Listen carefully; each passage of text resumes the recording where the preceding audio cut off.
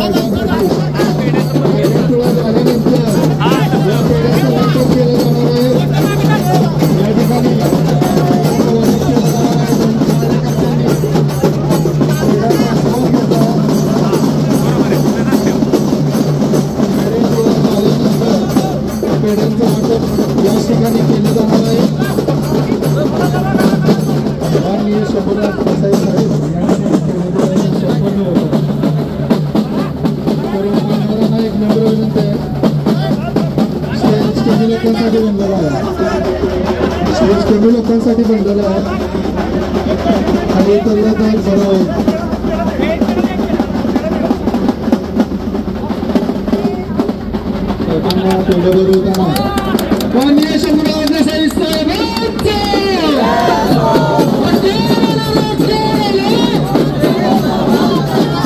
खालच्या महायुतीच्या सरकारमध्ये मला मिळाली।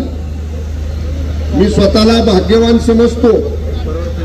ज्या जिल्ह्याचं नेतृत्व स्वर्गीय चव्हाण साहेबांनी केलं, स्वर्गीय लोकनेते बाळासाहेब देसाई साहेबांनी केलं, स्वर्गीय भाऊसाहेब महाराजांनी केलं, स्वर्गीय विलासराव पाटील काकांनी केलं, त्या जिल्ह्याचा पालकमंत्री म्हणून काम करण्याची संधी दुसऱ्यांदा मिळणं हे निश्चितपणानं एक भाग्याची गोष्ट आहे।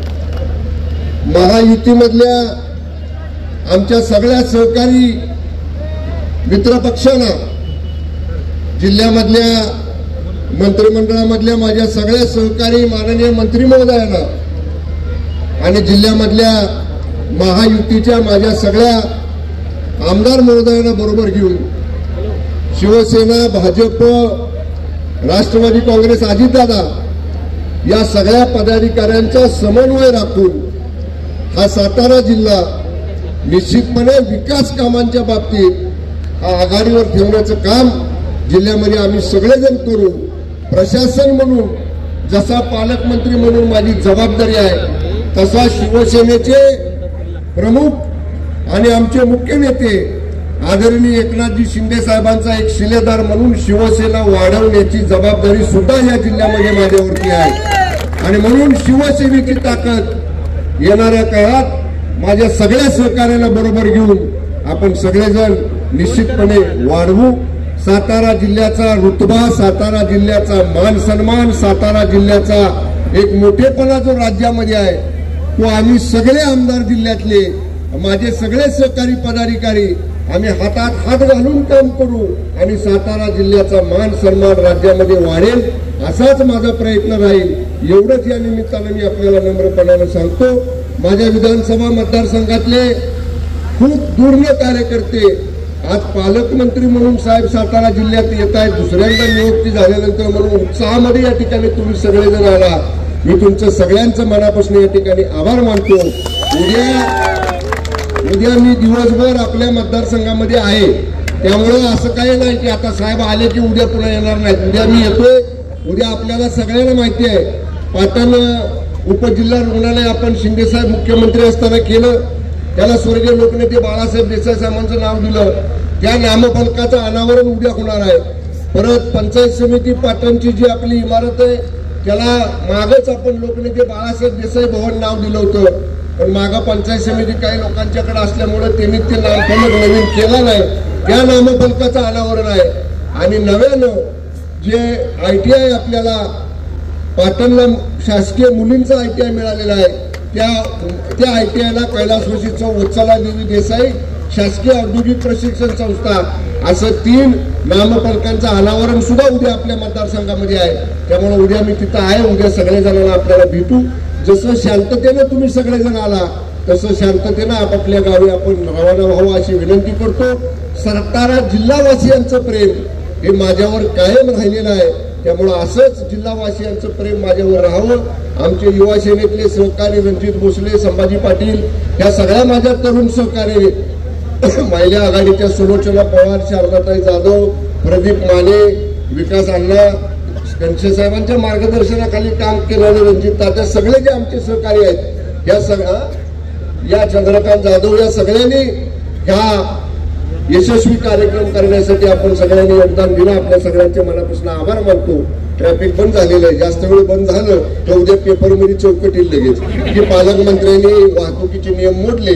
त्यामुळे आता जिथं जिथं आपली वाहनं असतील तिथे तिथं आपल्या वाहनातनं आपण आलेल्या गावी रवाना व्हावं. आपलं प्रेम, आशीर्वाद असेच कायम राहावे.